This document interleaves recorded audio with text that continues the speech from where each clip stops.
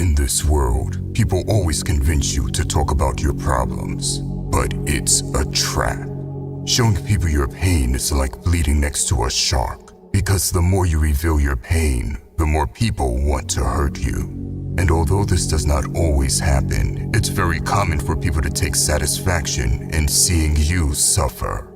Some are just good at hiding that satisfaction behind fake empathy. Think about it. When you fail a business and you show all your despair about it, people will come up to you, patting on your back, saying they feel sorry for you. But at the same time, they will want to know all the details just to humiliate you without you even knowing it, telling others how unskilled and stupid you were. Or if your girlfriend cheats on you, people will tell you that what she did was wrong and that you're better off without her. But behind your back, they'll turn you into a joke, and your whole affair will become a laughing matter.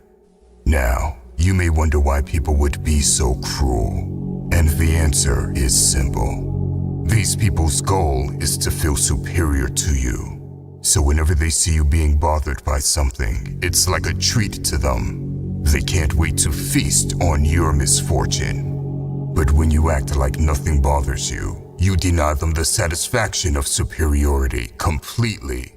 That's right. Learning to not show your weak point can end up becoming your strong point. In this video, I will tell you how to become an unbothered man. Number 1. Gain control of your tongue. Nowadays, men talk more than women. And a common reason why is overcompensation, meaning they want to cover up weaknesses, so they talk and talk, hoping no one sees their deficiencies. Pathetic. Anyone can see through the man who talks a lot, but a man who remains silent is hard to read. A silent man comes across as unbothered, but also as someone you don't mess with. And when he does speak, people listen. Now, these individuals are rare. 99% of people crave for attention, importance, and love being listened to. That's why you'll find men who burst out and speak without even giving a thought to what they are saying. It's like they speak on autopilot. Listen, the tongue is a wild beast not many control, but the world lays at your feet if you can tame it. And the way you tame it is actually very simple. You do it by becoming comfortable with silence. Whether it's because you need to think or because you don't have anything to say, let there be silence no matter if people are comfortable or not. Remember, think twice before you speak, and speak only when you feel that your words can be more powerful than your silence. Number 2. Surround yourself with real people. Whatever problems you have, it's easier to face them when you're in good company.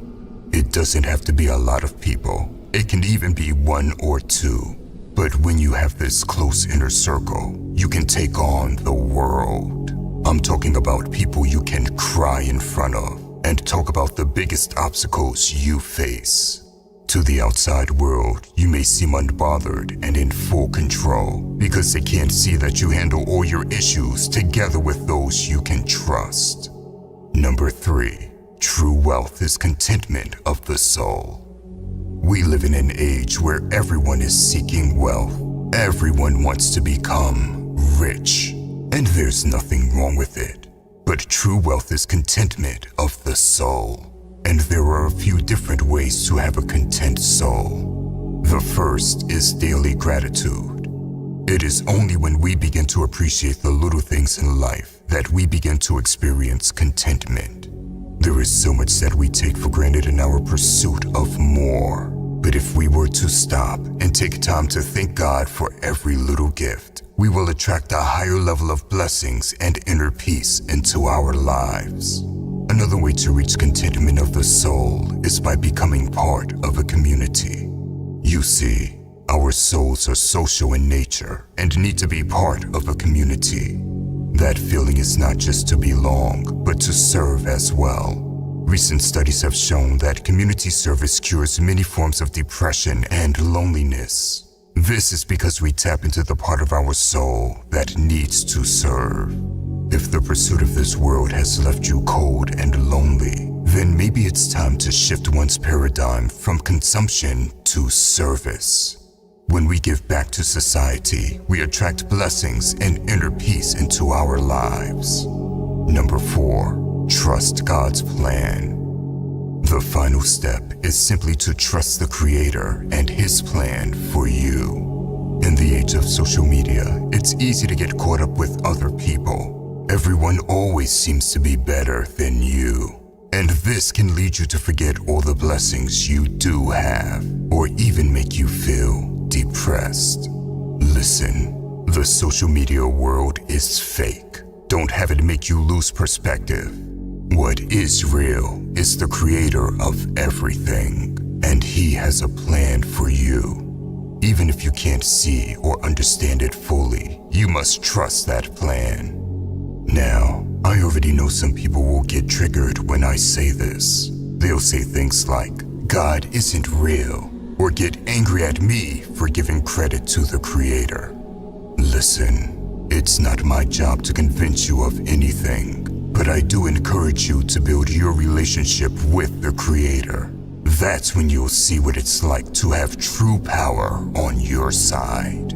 This video was about how to act unbothered. But when you put your faith in something so powerful and mighty, you're no longer just acting unbothered. You actually become unbothered. Because everything in this world pales in comparison to God. By the way, if you want to level up in life, don't forget to show some love by hitting the like and subscribe button. Until next time.